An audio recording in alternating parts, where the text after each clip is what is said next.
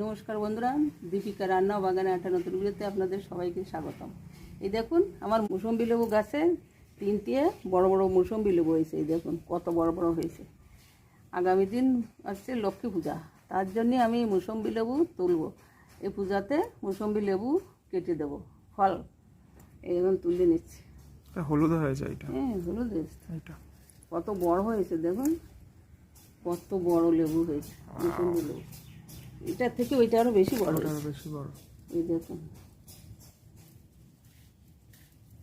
দেখুন কত বড় মৌসম্বি লেবু হয়েছে। বুঝেছেন, 3টে লেবু হয়েছে। হ্যাঁ, সুন্দর গন্ধ হচ্ছে তো গাছ থেকে তোলার পরে। লেবুর একটা গন্ধ আছে না? এই দেখুন বড় বড় মৌসম্বি লেবু হয়েছে। এটা 10 লিটার 10 লিটার ব্যারেলের মাথা কেটে লাগিয়েছি। এতে আমি খাদ্য হিসাবে কি দিই জানেন? এই দেখুন, এই যে পুজো করি সেই ফুল এর গোড়ায় দিয়ে দিই। সেই ফুল আমি একটা পাত্রে রেখে সেইটাকে জল দিয়ে যখন নরম হয়ে যায় তখন দিয়ে দিই। এ হচ্ছে এর খাবার। তাই দেখুন কত সুন্দর মৌসম্বি লেবু হয়েছে। এখন কেটে দেখা যাক লক্ষ্মী কী করে, কেমন হয়েছে ভিতরে দেখা যাবে। যেদিন লক্ষ্মী পুজো হবে সেদিন আমি কাটবো ফলগুলো। লেবুটা কাটি, কেটে দেখি কেমন রস হয়েছে। এই 2 সাইড কাটতে হয় না? সেই মৌসম্বি লেবু যেটা, যে 3টে মৌসম্বি লেবু হয়েছিল না, সেই মৌসম্বি লেবু। ছুরিতে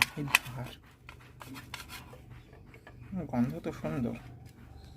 রস হয়েছে, দেখ রস রস কাটছি, রস বেরোচ্ছে।